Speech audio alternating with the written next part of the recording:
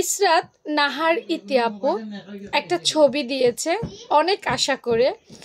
আসসালামু আলাইকুম রোমা আপু, এই কামিজটার মাপ ও কাটিংটা দেখতে চাই 46 সাইজের।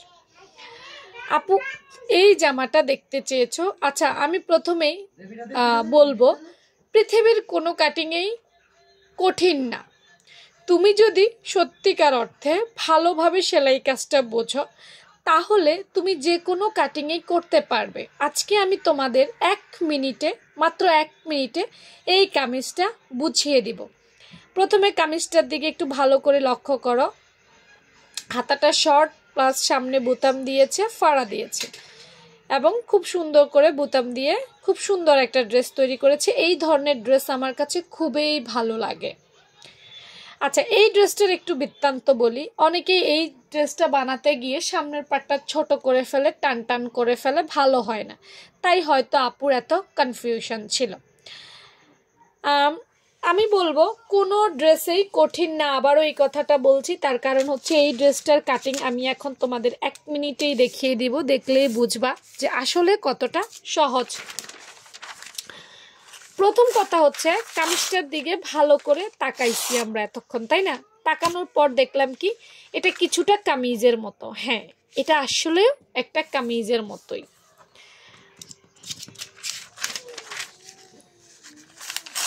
এই কামিজটা কাটতে হলে সুন্দরভাবে পারফেক্টভাবে সামনের পার্ট টান না খেলে যেভাবে করবা, প্রথমেই কামিজের সেকেন্ড পার্ট মানে পেছনের যে পার্টটা আছে সেই পার্টটার মাপ মেজারমেন্ট নিতে হবে। প্রথমে এটা করতে হবে। আচ্ছা, আমায় একটু বলো তো পেছনের যেই পার্ট সেখানে তুমি এখানে আপু 46 জানতে চাইছে, তুমি যেইটাই বানাও কোনো অসুবিধা নাই।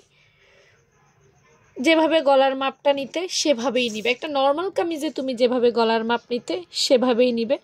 একটা নর্মাল কামিজে কাঁধের মাপটা যেভাবে নিতে সেভাবেই নিবে। একটা নর্মাল কামিজে যেভাবে তুমি মহড়ার মাপ নিতে সেভাবেই নিবে। কাট ডাউন যদি তোমার রুলসে থাকে সেই ক্ষেত্রে কাট ডাউন করবে। মহড়া যেইভাবে কাটিং করার কথা সেভাবেই করবে। অর্থাৎ একটা কামিজের মতো তুমি তোমার সেকেন্ড পার্ট বা পেছনের পার্ট যেটা সেইটা ঠিক সেমভাবেই নিবে। কোনো কিছু পরিবর্তন করার দরকার নাই। দেখো, একটা পেছনের পার্ট আমি সুন্দর করে ড্রয়িং করে ফেলেছি, তাই না? হ্যাঁ, এখন এটা আমরা কেটে ফেলবো। আচ্ছা, নাই কাটি, থাকুক, একসাথে কাটা যাবে। এখন আসো সামনের পার্ট। ডিজাইনটা কোথায় ছিল? সামনের পার্টে ছিল, তাই না? ওকে, তাহলে আমরা এইটাকেও আবার সেটার মতোই ভাঁজ দিব। ভাঁজ দিয়ে এখানে কি আবার আলাদা মাপ নিব? আরে না, দরকার নেই, এখানে আলাদা মাপ নিব না। এইখানে যেটা করব, দেখো সামনে একটা ডিজাইন করছে মানে মাঝখান দিয়ে কেটে বা সেলাই করে বা পট্টি দিয়ে নিচে একটু ফাড়া দিছে, তাই না? হ্যাঁ, এই ফাড়াটা সুন্দরভাবে দেওয়ার জন্য প্রথমেই আমরা 2 ইঞ্চি কাপড় এইভাবে কাপড়টা বটে নিয়ে নিব। এইভাবে 2 ইঞ্চি কাপড় আমাদেরকে মনে রাখতে হবে, ঠিক আছে? খুব বেশি না, অনলি 2 ইঞ্চি কাপড় আমরা এইভাবে বটে নেব। বটে নিয়ে এটা দ্বিতীয় পার্ট ছিল, তাই না? এটার উপরে এটা বসাবো।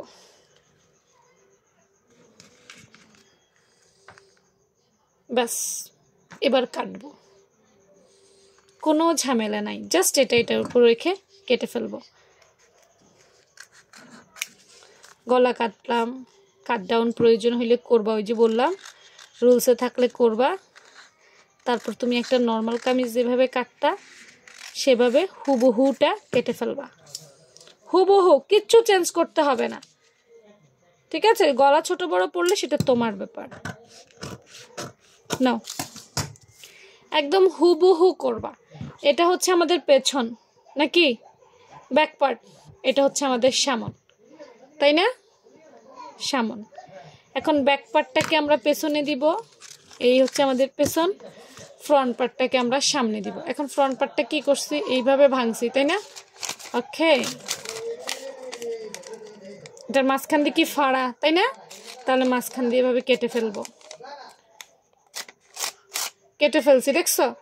হ্যাঁ, কেটে ফেলে আমরা সুন্দর করে ওই যে 2 ইঞ্চি বা বেশি নিছি, মনে আছে? হ্যাঁ, এই 2 ইঞ্চিটাকে আমরা এইভাবে, এবং এই যে 2 ইঞ্চিটাকে আমাদের এইভাবে, দেখছো কি হলো? সেলাই করে ফেললাম। এখন আমাদের মাঝখানে ড্রেসে কি ছিল, সামনে আমাদের কি ছিল বলো তো, আমাদের সবুতাম ছিল। তো আমরা এখানে সবুতাম দিয়ে দিব। কয়টা দিব, আমাদের প্রয়োজন অনুযায়ী যেই কয়টা দেওয়ার সেই কয়টা দিব। নিচে একটু ফাড়া রাখবো, ব্যাস হয়ে গেল এই টাইপের কামিজ।